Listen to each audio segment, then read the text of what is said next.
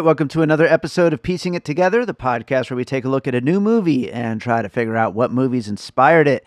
And today on the show, we are talking about Carry On, this new Netflix original action thriller is set in an airport at Christmas time. What could be more frightening and tense than that? So we had to take a look at this one, and it was a fun movie, and I'm glad we're getting a chance to talk about it. Joining me, I've got Arthur Howell from Cents Critic returning to the show. We have a great, fun conversation coming up. Lots of great puzzle pieces to get into. So that's coming up in a moment. Before we get to it, I do want to remind you, as always, to make sure you are subscribed to Piecing It Together, wherever it is that you listen to podcasts. I think this might be the last main covering one movie, episode of the year, actually. Although I do already have episodes in the can on Anora, on The Wild Robot, I think a couple others too. And we also have our top 10 list episodes coming up, a bunch of special episodes on the way. But make sure you're subscribed. You'll find out about all the episodes as they come out. You can subscribe wherever you're listening right now, or check out piecingpod.com for links to all the apps. You could also follow us on social media at piecingpod, and don't forget to join our Facebook group, Popcorn and Puzzle Pieces, where we continue the conversation about all the movies we talk about here on the show. So with that said, let's talk about Carry On. All right, we've got Arthur Howell returning to the podcast. We're going to get into Carry On. How's it going, Arthur? Hey, David. Glad to be back here. I was talking about Infested last time, some arachnophobia and inducing scares. But yeah, glad to be back here as we still, well, I guess as of this recording, not sure when this will drop, but as of this recording, still going through the holiday season here, the Christmas cheer, and I'm absolutely going through that. Still listening to some music as well, some good old Christmas music. Yes, for sure. We got to get into the spirit, and this is. I feel like I was kind of thinking about it. I was looking at my episode schedule because I wasn't sure if I was going to cover this movie, and I was like, I don't think I'm covering anything very Christmassy this year. So I'm glad we're squeezing this one in because we got to have something Christmassy to fit in with the season, with the spirit and all that. But yeah, it is funny that this is your second time on the show, first time since Infested. Both very just like hard on their sleeve genre movies, just like total tributes to their specific kind of subgenres of thrillers. And I think both of these movies are going to be, they're fun ones to kind of get into and talk about through our whole puzzle pieces format here, and should be really fun to get into. But before we get to it, though, I feel like going into this movie, like what was your first impression when you like kind of saw Taron Egerton, starring a Jaume Collet-Serra film, that's a Christmas, action movie set in an airport. Like, did you think this was going to be a real banger when it came out? Yes, pretty much, yeah. Like, I had a lot of confidence in this movie just because, yeah, I'm a fan. Like, the director, I've seen numerous of his movies before, and I have actually vibed with a lot of his filmography. Mm-hmm.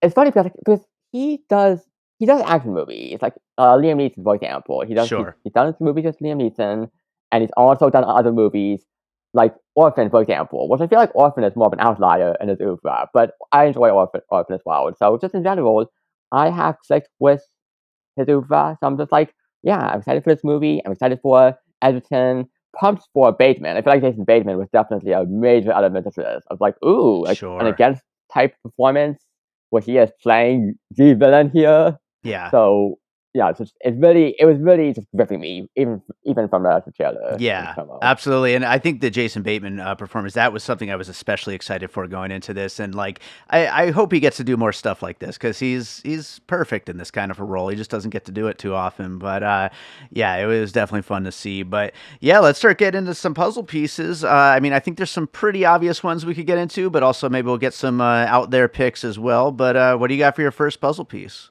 Well, my first puzzle piece, I am picking a pretty obvious one here. I've got Grand Piano. Nice. Which is a movie that I am really glad to see people give a shout out to after seeing Carry On, because I don't really think people talk about Grand Piano all that much. No. I mean, the only reason I've seen it was because a couple of my friends had seen it, and they were giving me a nudge to go check it out. And I was like, okay, I'll check it out. And then it's like, oh, damn, this is a solid time here. I appreciate the suspense and Elijah Wood, John Cusack. There's a match cut in the movie where it's like, if anyone who's seen that movie, you know what the match cut is, and I just think that's a superb moment.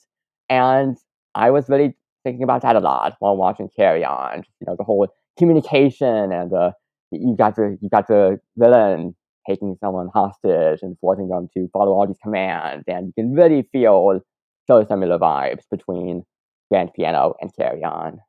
Absolutely, absolutely. And I might as well. I'll jump around on my list here, but Grand Piano is one that I was thinking about as well. I love that movie.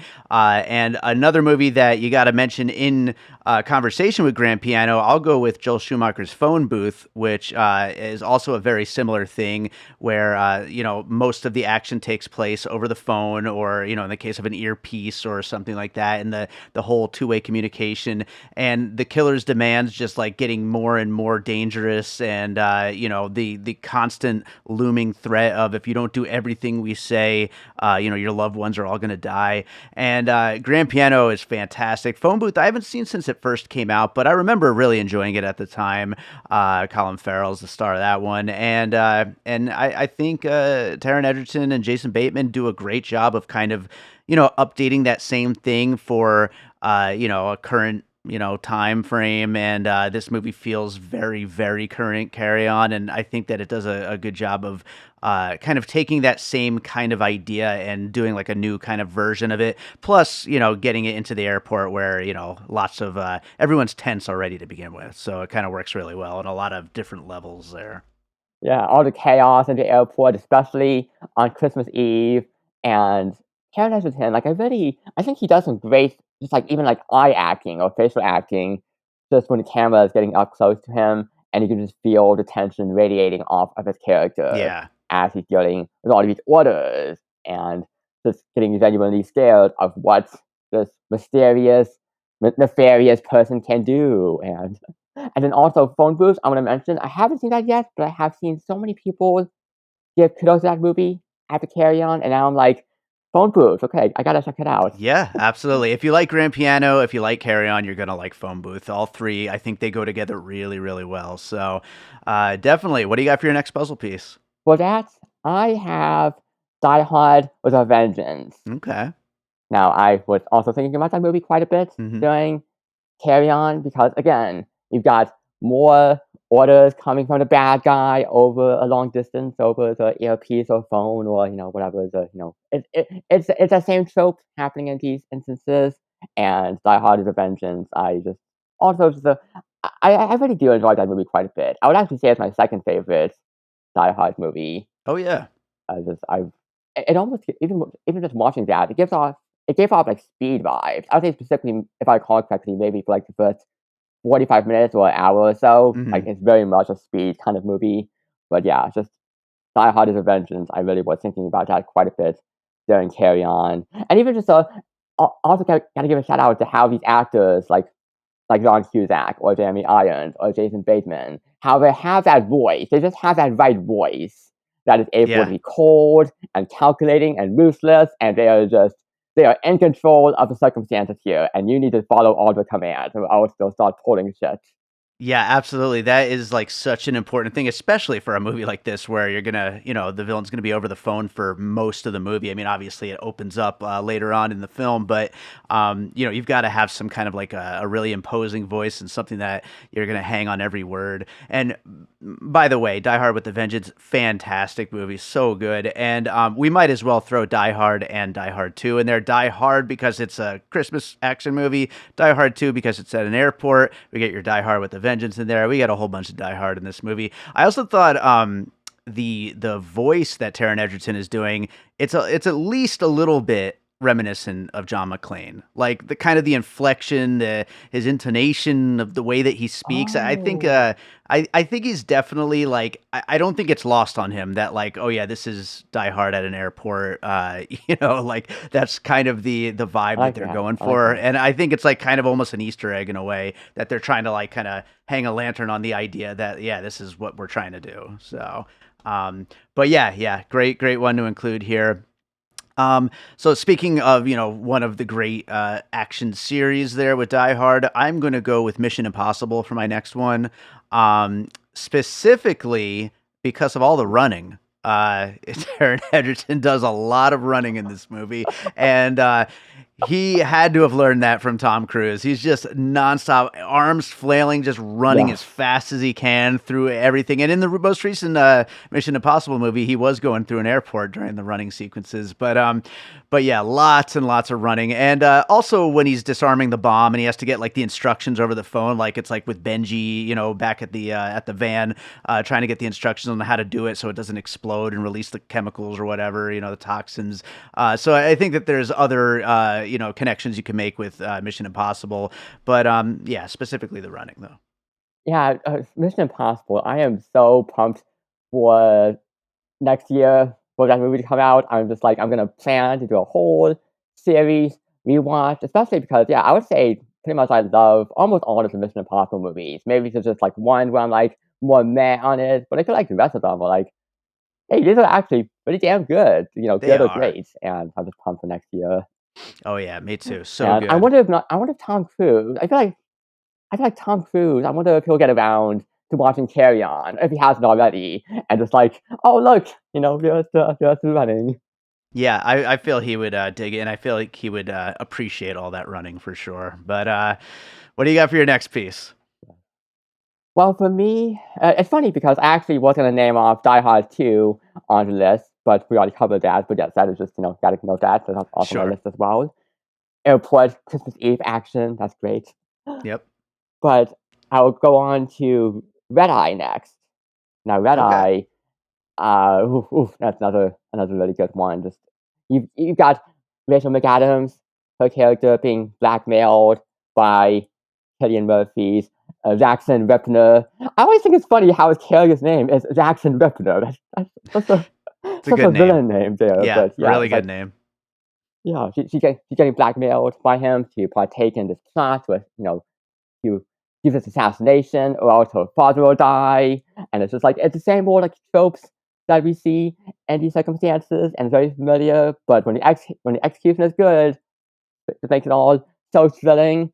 And it's also funny how that movie, Red Eye, it starts out with rom-com vibes. I always think that's funny too. Yeah. And then eventually it fully unveils itself, and it's like, oh wait, we're heading down a different road here. That's a really good point. Yeah, and Carry On definitely does that as well because it certainly starts off for the first like 10, 15 minutes like, this is like about this couple that works together and they're having a baby and like that's like kind of the whole vibes when it first gets started until, everything hits the fan. So, yeah, that's a really good point for Red Eye. Yeah, that's one that I haven't seen that since opening weekend either, and I should revisit that one of these days. I mean, they're both so good, Cillian Murphy and Rachel McAdams. So, I'm going to throw one in that I actually haven't seen. I don't do that very often, but it was a movie that I was thinking about, and I feel like it fits really well here. And that's The Call with Halle Berry, where she's a 911 operator, and so she gets this phone call, and she has to keep the guy on the phone the whole time while trying to figure out everything that's going on, and trying to figure out how to fix this whole like crazy constantly evolving situation where everything's just getting worse and worse. And it looked like a pretty fun movie. Have you ever seen that one, The Call? I haven't. I know a friend of mine has seen it, but I have not. I want to sometime because it looks like it could be up my alley. And I always appreciate seeing Halle Berry and stuff, so it's on my watch list. Right on, right on. Well, let's go to another one. What do you got next? My next item, I have Nonstop, which is funny because now this is a situation where the director of Carry On also did Nonstop, and that's one of the collaborations he did with Liam Neeson. And, that's a movie where it takes place on an airplane, and you got Neeson playing this air marshal, and I also had a surprisingly good time with that movie. And I say that as someone where, I've seen some Liam Neeson action movies, and some of them, I would say lightly, are more mediocre, maybe more lackluster, but Nonstop is the one where I'm like, oh damn, this is actually quite good here. Yeah. And even sneaks in a Shea Wiggum cameo, which I always appreciate seeing him there. But but yeah, so nonstop. Yeah. Shout out to that movie. Yes. Totally. Yeah, and Shea Wiggum, a big part of that most recent Mission Impossible sequence in the airport. So kind of bringing it all back around there. But yeah, I wonder if I wonder if after the back-to-back Jungle Cruise and Black Adam, if this guy just wanted to get back to just a nonstop action movie, like nonstop, like that's just just like get back to going down and dirty, and that's what he did with Carry On. And by the way, I love Jungle Cruise, but it's a very ridiculous movie. Black Adam, we don't talk about too much. Me too. I actually had a fun time with Jungle Cruise. Surprisingly, I feel like it's one of those movies where I'm like, wait, I actually had a good time with that. I had a blast with it, but I did. And, yeah. Absolutely. So, I don't know. Again, JCS. I feel like his filmography. I'm pumped for whatever he does. Yeah, absolutely. I'm with you. I will go to Collateral for my next one, the Michael Mann thriller with Jamie Foxx and Tom Cruise again. But Jamie Foxx is this taxi driver who picks up this hitman played by Tom Cruise, and this killer is like basically making him take him around town to carry out these jobs, and just you can't do a movie like this in these closed settings where it's really just like a two-hander between these two big characters without huge performances. And Tom Cruise and Jamie Foxx just absolutely kill it in Michael Mann's Collateral. And I really feel like Taron Egerton and Jason Bateman are just doing amazing work here, just going off of each other and keeping it exciting, even when it's just the two of them talking to each other over, this earpiece. And hanging on every word and hanging on every stop, and every new heightens, like dangerous violence, kind of thing that's going on. I think that both movies do it really well. And I mean, really no movie does it as well as Collateral, but I think this one does it pretty damn well too. Funny, did you happen to sneak a peek at my list here? Because I had Collateral as my next pick. Nice. Okay. That is a proper one, though. It really is. Yeah, totally. And I mean, like I said, they both take place in Los Angeles too, which is funny. Sure. Yeah, no, absolutely. They're both LA movies. You're totally right. But yeah, like I said, when we first started, I was like, I think there's going to be a lot that like, some obvious ones that like, I think a lot of people, when they watch this movie, they're going to think about a lot of the movies that we're going to talk about on this list today. Because some of these are just like very clear references, I think. But you know what? I've got one that maybe isn't so clear of a reference. I'm just going to throw it out there as a kind of a little bonus in between piece here. I was thinking about Fight Club, and this is specifically because of when Jason Bateman is munching on his airport food over the phone. And I was thinking about Brad Pitt munching on his chips or whatever the hell he's eating on the other side of the phone on Fight Club.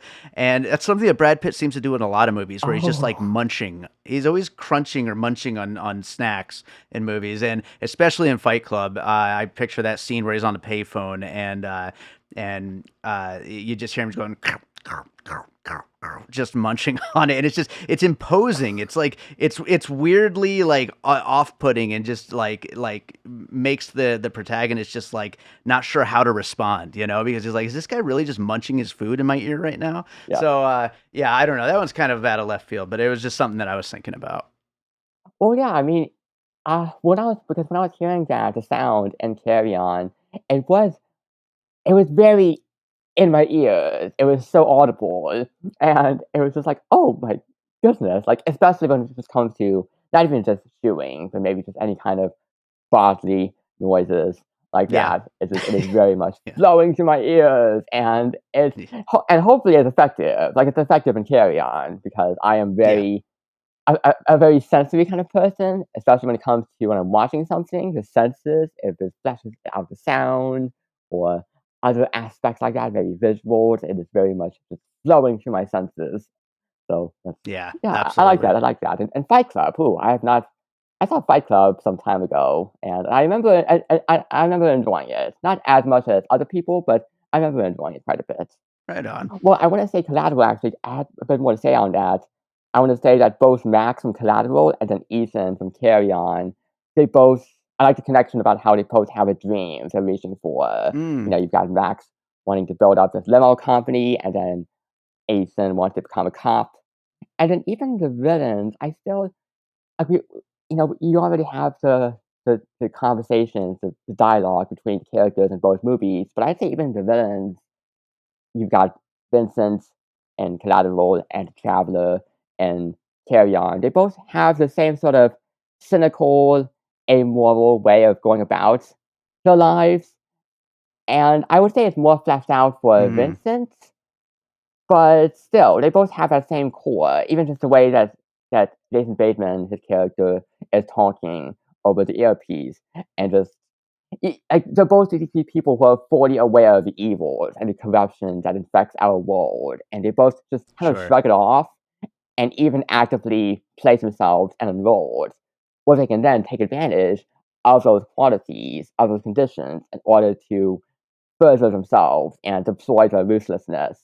Yeah. And again, I think we get more focus on it with Vincent and his like how nihilistic he is, but still, it exists for both people in Collateral and Carry-On. No, you're absolutely right. And they both kind of look at what they do as just a job that they happen to be really, really good at. And they don't even really necessarily believe in what they're doing. It's just a matter of like, hey, this is what I'm good at. So just get out of my way or you're going to die, basically. Which is really terrifying. And, and also, I want to say, I did rewatch Collateral recently as well. So it's very fresh in my mind, just all of the existential aspects of that movie, just the philosophy. It's so good. Very fresh. I love it so much. Actually, my favorite Michael Mann movie. I think it's mine too. I watched it last year actually, but I should rewatch it again because it's just so good. But yeah. Well, do you have another piece you want to throw out there? Well, you were throwing in Fight Club there, and that made me just feel like I might as well include this because I was thinking about this a little. Toy Story 2, because of the airport sequence and the whole, like when they're going through the baggage sorting system, it did pop up in my mind for a bit, even though that it is a much smaller element, but still, it popped into my mind as we're watching all the baggage shit go down and carry I love on. that. I love that. Yeah, it's funny. Like I like that in movies when like you get like a kind of behind the scenes look at something you wouldn't normally get a chance to see, you know, and this movie kind of showing you what those machines are all doing and what the people are actually seeing. And like that's always a fun thing in movies. Like, or if they like go into a kitchen and you actually see like, you know, how all the cooking is done in like a big giant kitchen or something like, you know, any of those kinds of things in movies are always kind of fun to see. So yeah, I do like that. That's a great call there. Pulling back the curtain, pulling it back. Yeah, absolutely. Absolutely. So my last one, also another small one, but I wanted to include it. I was thinking of Get Out. When Lil Ray Howery is like, we're the TS motherfucking A and we handle shit. You know, I think that character would love this movie. So, you know, I just wanted to throw it on the list, but, yeah, that's my last one. Oh, absolutely. That's a love for that movie. And just, you can definitely draw the connection there. Just, you know, shine a spotlight here where Ethan, you know, Egerton, his character, gets to shine in the spotlight here, fight off the Traveler. But also, by the way, I want to comment, we actually never get an official name for Jason Bateman's character. When you look this up, his character is just credited as the Traveler, which it just makes him all the more mysterious. Yeah, no, it's like, where's he going exactly? You know, like, you know, by all means, he's probably not going to survive, you know, any of these kinds of situations he gets himself into, any of these jobs that he takes. So, where's he going exactly? But by the way, speaking of names, I didn't even mention this back when we brought up Mission Impossible, but his name's Ethan. So there's another connection to Tom Cruise and Mission Impossible. So Ethan Hunt. So yes, the two Ethans. Why not? There you go. It works. Do you got any more puzzle pieces you want to bring up before we wrap it up? Unfortunately not. I think I have all my pieces here. Any other closing thoughts on this? I just again a fun time with this movie, and I'm glad that it was able to be squeezed in at the end of the year here. I do wish it could have gotten a theatrical release. I must say that because I was watching this movie and I was thinking to myself, God damn, it would have been nice to see this in theaters. Especially like there's a car scene where it's like I would have loved to see that in theaters, even if the car scene, I'll admit, you can tell just green screen being used in it, and that did kind of throw me off a bit. Those effects are a little janky. The sequence. Yeah. Yeah, but it was so fun to watch. It's fun though. It's definitely all Yeah, but fun. still, there are plenty of moments here. Yeah, this is such a blast. Yeah, yeah. Also give a quick shout to Dean Norris, who always great ever since Breaking Bad, and good to see him in a fun role like this. Too bad about the results of his character, but hey, it happens. It happens in these kinds of movies. Yeah, I'm watching Breaking Bad at the moment, actually, so that's fun. Oh, nice, perfect. That's a good time to watch it. Anytime's a good time to watch it. But yeah, I think that's a good place to wrap up Carry On. Arthur, is there another movie you watched recently you'd like to recommend to our listeners? Okay, yes, I will. I'm gonna give a shout out then to Reminiscence because I just rewatched that. It's a sci-fi neo-noir movie starring Hugh Jackman and Rebecca Ferguson, and I rewatched it for my own podcast, Cents Critic, and I know this got a lot of criticism when it came out, but I still love it so much. It's very underrated. I would say check it out if you are a Strange Days fan. It's very much like a Strange Days kind of movie. And if you haven't seen Strange Days, then go check it out too. The two movies give off very similar vibes. Right on. Yeah, I love Strange Days. And I never saw Reminiscence. I kind of got scared off by the bad reviews, but maybe I'll have to check it out sometime. It's gorgeous. Even just the score, like the score by Ramin Djawadi is just so top notch. It's a sultry score that really fits with the muggy atmosphere of the movie. Nice. Right on. Well, yeah, I'm definitely gonna have to check that out. But right on, Arthur, tell people where they can find you and your podcast and everything you're up to. Yes, well, I am Arthur Howell, the host of Cents Critic, and that is a podcast where I cover movies, books, and TV shows. And you can find that on Twitter at @2_Cents Critic, TWO, and Instagram at 2 Cents Critic Pod. And I also have personal accounts too that you can follow at Arthur_Ant18, the number 18, on Twitter and Goodpod, TikTok, Letterboxd, and Storygraph.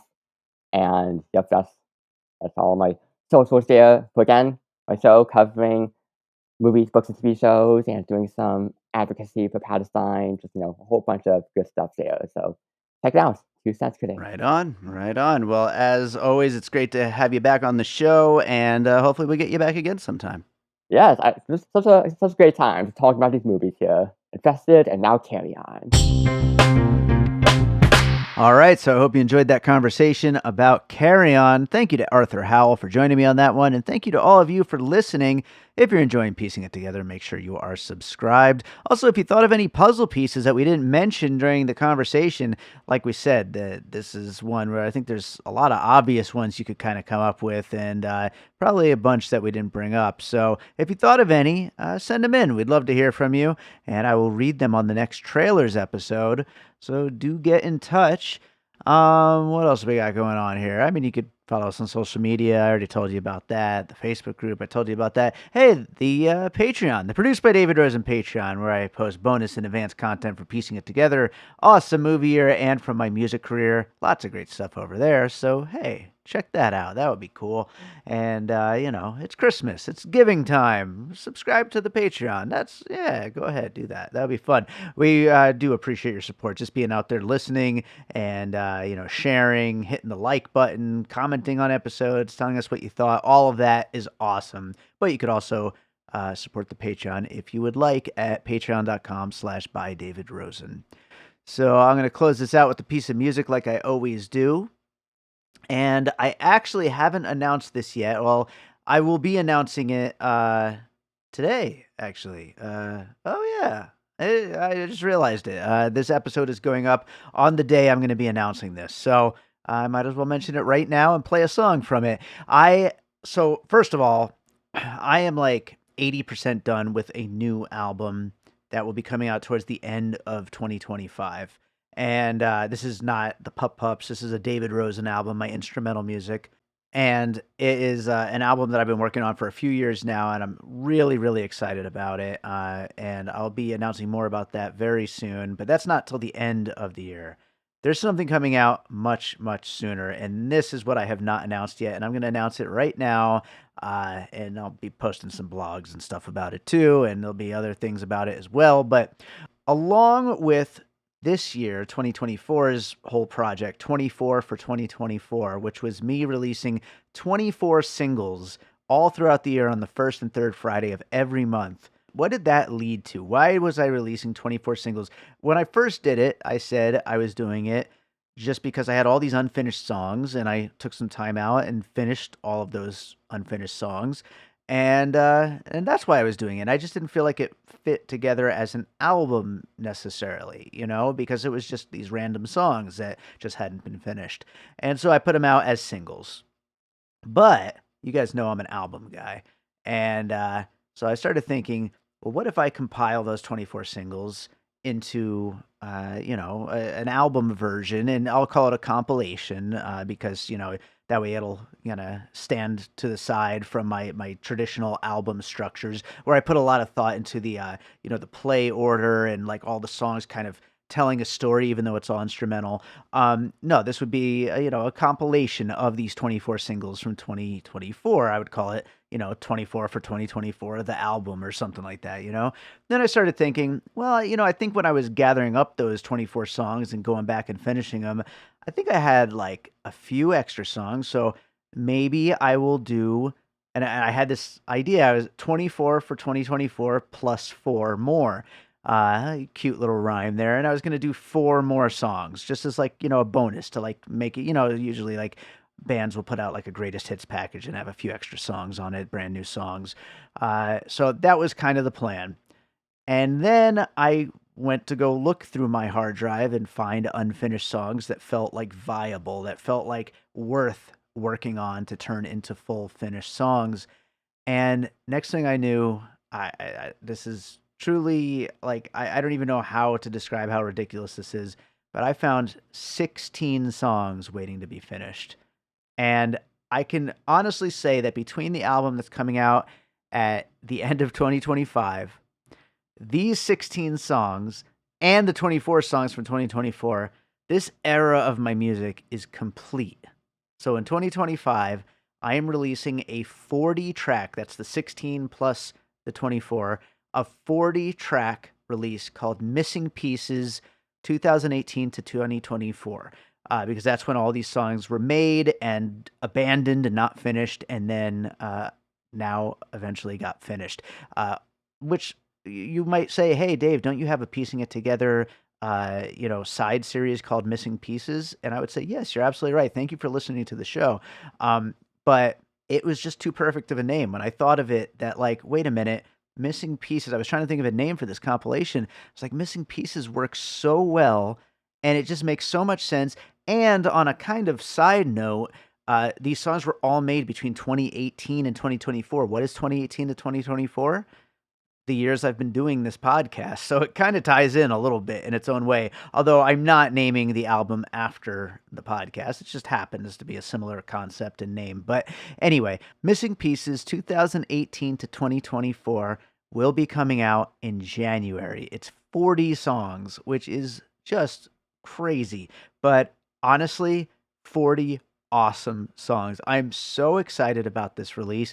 And part of me wants to put, like, I'm recording this, I'm putting it out there into the world. I'm not going to go back on it, okay? But part of me wants to go back on the idea of making this a compilation because these songs are album worthy. They all would fit on my albums. There's just too many songs. And, I like to make my main album 16 tracks. It's just a thing of mine. So if I end up having 17, 18, 19, they just kind of sit in the back burner, Or let's say one song sounds a little similar to another song, so I don't want them to both be on the same album. Goes on the back burner. Or let's say this song's coming out great, but I just can't figure out how to finish it. I'll move on to another one and put that one on the back burner for now. So, that's the whole thing. These songs, they just ended up on the back burner. They were stuck in a folder on my hard drive, not finished. And now they're all finished, and I'm 100% happy with all 40 of these tracks. So that's what's coming out in January. And then my other, my new full-length, like, regular album will be out way later in the year. But I'm so excited. 40 new songs in a compilation format will be hitting streaming in January, probably the last Friday of January. Give us a little extra time to just, tighten up things and the artwork and all that stuff. But Missing Pieces coming at the end of January, and this is a song from Missing Pieces.